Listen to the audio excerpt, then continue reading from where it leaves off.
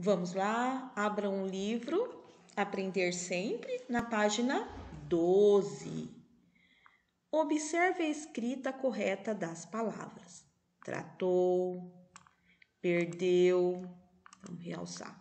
Tratou, perdeu, vestiu, ficou, olhou, falou e viu.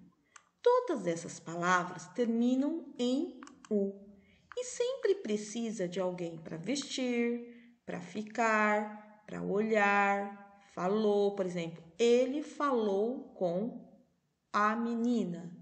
Ele viu o gato. Ele olhou para ela. Então, sempre vai depender de alguém para executar, para fazer a ação.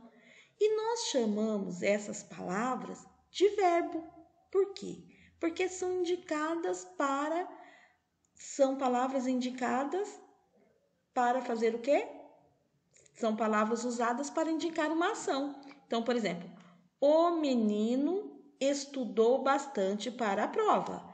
Então, a ação é estudar, tá? Ele perdeu a bola. Qual que é a ação? Perdeu. Então, o que essas palavras têm em comum? Elas são verbos. Porque elas são verbos.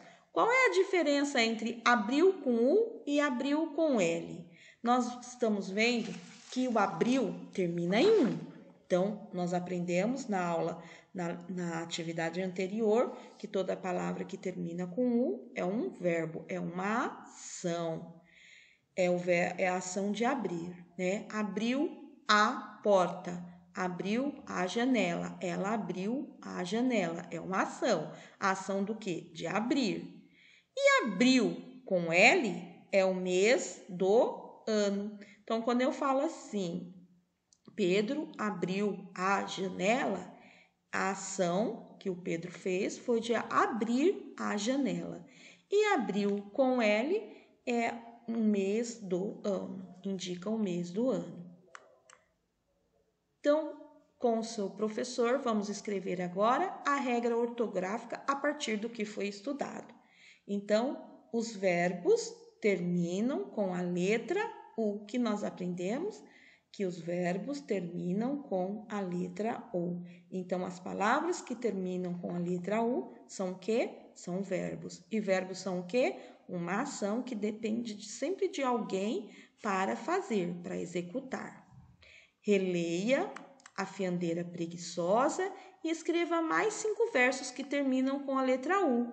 Então, a professora também pesquisou, fui ao texto, li o texto novamente e retirei umas 5 palavras. Resmungou, alarmou, levantou, acendeu, botou, deixou e vestiu.